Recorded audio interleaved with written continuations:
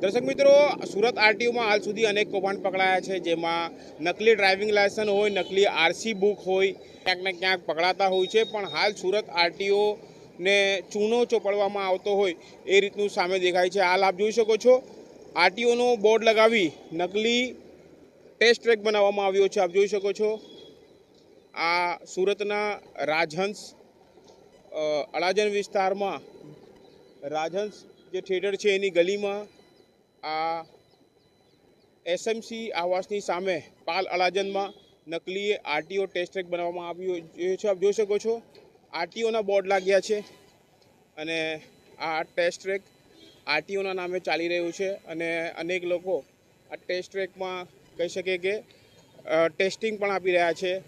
હું આપને બતાવવા માંગીશ કે જે રીતે આ ટ્રેક પણ આગળ બનાવવામાં આવ્યો છે, જ્યાં લોકો ટેસ્ટ માટે આવે છે અને આ નકલીઓ આરટીઓ ટેસ્ટ ટ્રેક શું આરટીઓ કે સુરત મહાનગરપાલિકાની પરવાનગીથી બનાવવામાં આવ્યો છે, જે સરકારી કહી શકાય કે સરકાર માન્ય જે વસ્તુ હોય છે તેના બદલે આ નકલી આપ જોઈ શકો છો, અહીંયા આ બોર્ડ મારવામાં આવ્યું છે અને નકલી ટેસ્ટ ટ્રેક આ બનાવવામાં આવ્યું છે.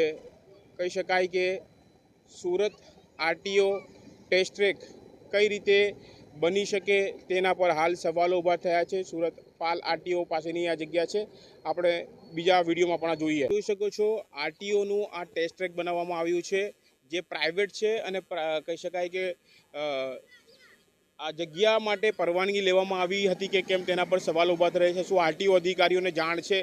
કારણ કે અનેક લોકો આરટીઓના ભુલાવે અહીં આવી જતા હશે અને જ્યારે સરકારનું જે ટેસ્ટ ટ્રેક છે તેના બદલે અહીં આ ટેસ્ટ ટ્રેક બનાવવું કેટલું યોગ્ય? શું આરટીઓ અધિકારીએ આની પરવાનગી આપી છે કે કેમ? શું લોકોને છેતરવામાં આવી રહ્યા છે? તેના પર હાલ સવાલો ઊભા થયા છે.